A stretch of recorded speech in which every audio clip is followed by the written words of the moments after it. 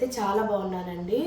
ఈరోజు సాటర్డే కదా, నాకైతే వీక్ ఆఫ్ అండి. సాటర్డేస్ అండ్ సండేస్ అందరూ వీక్ ఆఫ్ బాగా ఎంజాయ్ చేస్తున్నారా? నేనైతే వీక్ ఆఫ్ వచ్చినప్పుడు కొంచెం వెరైటీస్ ఫుడ్లో అలా ట్రై చేస్తానండి. పలావ్స్, బిర్యానీస్, ఏదైనా కొత్త వెరైటీస్ చూసినప్పుడు ట్రై చేయాలనిపించినప్పుడు. సో వీక్ డేస్లో అయితే ఏం పెట్టుకోను, అన్ని వీక్ ఆఫ్స్లోనే చేస్తానండి.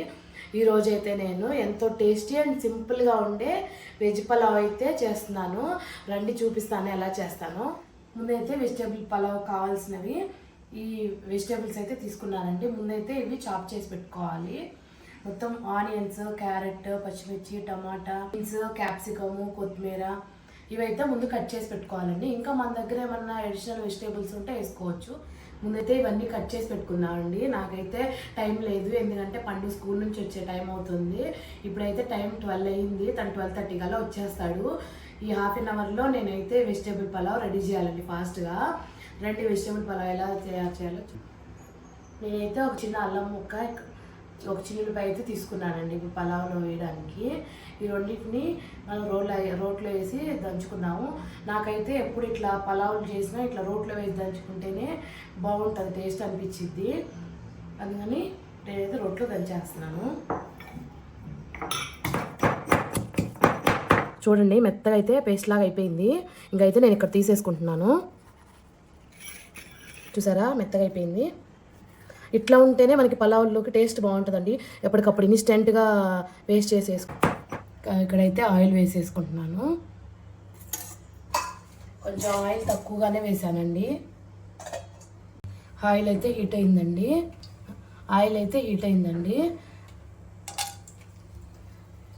లవంగాలు, చెక్క.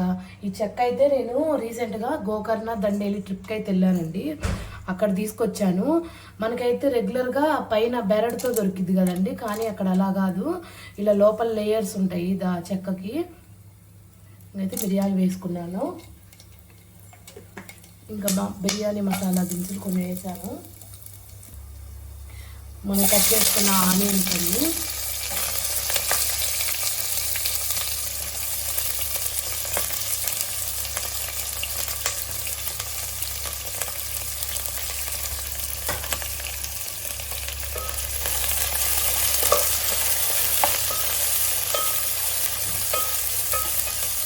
ఆనియన్స్ అయితే బాగా వేగాలి.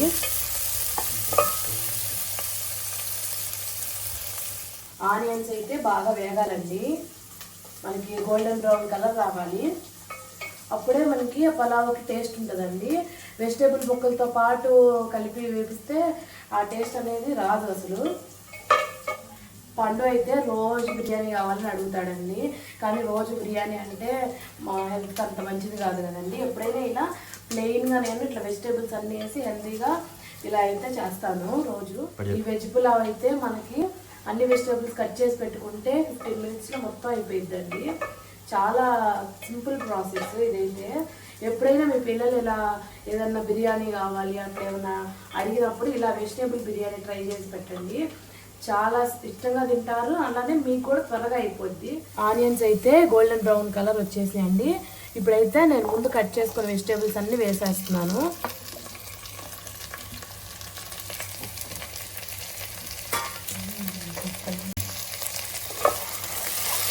ఇదైతే మొత్తం ఒకసారి కలిపేసుకుంటున్నాను. చూసారండి ఎంత కలర్ఫుల్గా ఉందో, అన్ని కలర్స్ ఉన్నాయి కదా, గ్రీన్, రెడ్, వైట్ అన్నీ ఉన్నాయి. ఇంకైతే ఇప్పుడు ఈ వెజిటేబుల్స్ సరిపోయిన ఉప్పు అయితే వేసేస్తాను.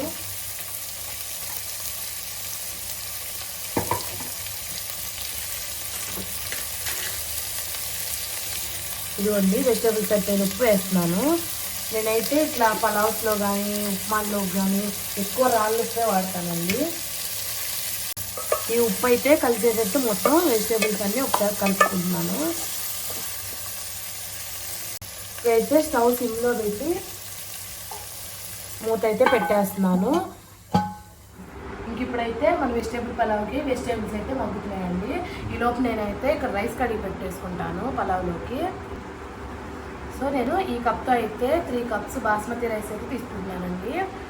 ఈ ఒక్కొక్క కప్ వచ్చేసి 150 grams ఉంది. నేను మొత్తం అప్రాక్సిమేట్గా 450 గ్రాములు అయితే తీసుకుంటున్నాను రైస్.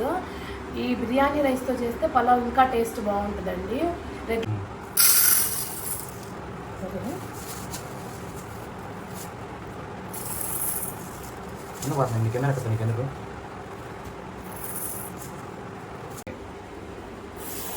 నేనైతే ఇక్కడ వాష్ చేసి వేసుకుంటున్నానండి రైస్ని.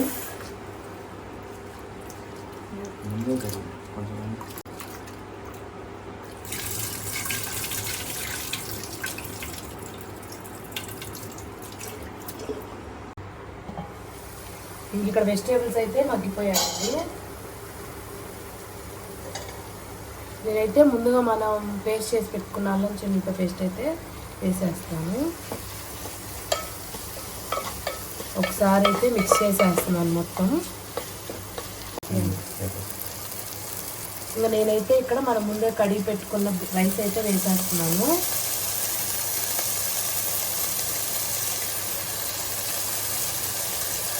ఎప్పుడైనా మీరు బిర్యానీ కానీ పలావ్ కానీ చేసుకునేటప్పుడు ఇలా ఆయిల్లో కొంచెం రైస్ని వేయించి మనం ఎసురుకు వాటర్ అనేది వేసుకోవాలండి. అప్పుడే పలావ్ పొడి పొడిలాడుతా బాగా ఉడుకుతుంది. మనం ఎప్పుడైనా పలావ్ చేసుకునేటప్పుడు రైస్ని ఇలా ఆయిల్లో ఫ్రై చేయాలండి. అప్పుడే అన్నం మెతుకులుగా బాగుంటుంది, ముద్ద ముద్ద అవ్వకుండా బాగా వస్తుంది.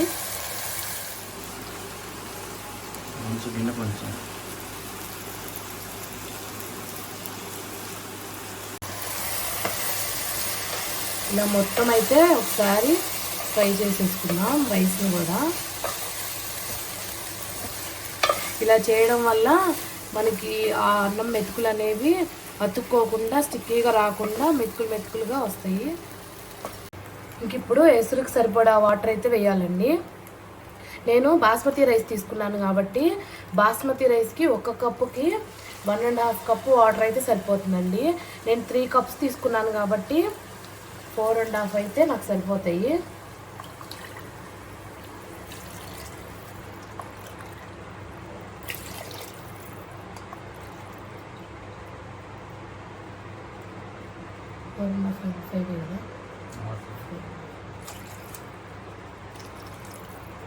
ఇంకైతే ఒక్కసారి కలిపేసుకుంటున్నాను.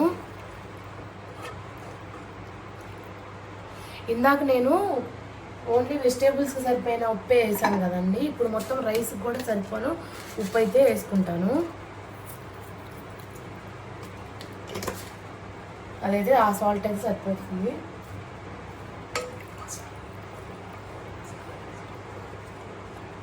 ఒకసారి కలుపుకున్నాక నేనైతే స్పైసెస్ తక్కువ వేస్తానండి, ఎందుకంటే పండు బాబు స్పైసెస్ పెద్దగా ఇష్టపడడు.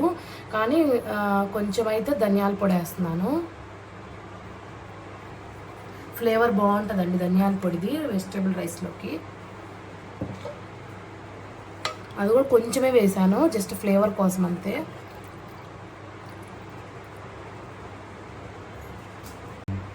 ఇంకైతే లిడ్ పెట్టేసుకుంటున్నాను.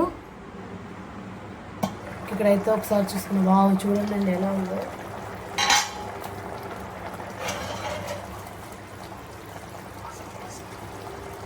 స్మెల్ అయితే అదిరిపోతుందండి. అసలు ఎప్పుడెప్పుడు తిన్నావా అనిపిస్తుంది. ఇంకా ఈ స్టేజ్లో ఉన్నప్పుడు కొత్తిమీర అయితే వేసేసుకోవాలి.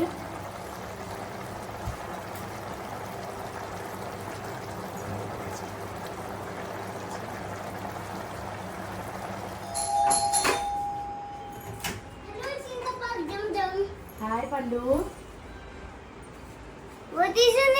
నీకోసం నేను ఒక స్పెషల్ చేశాను.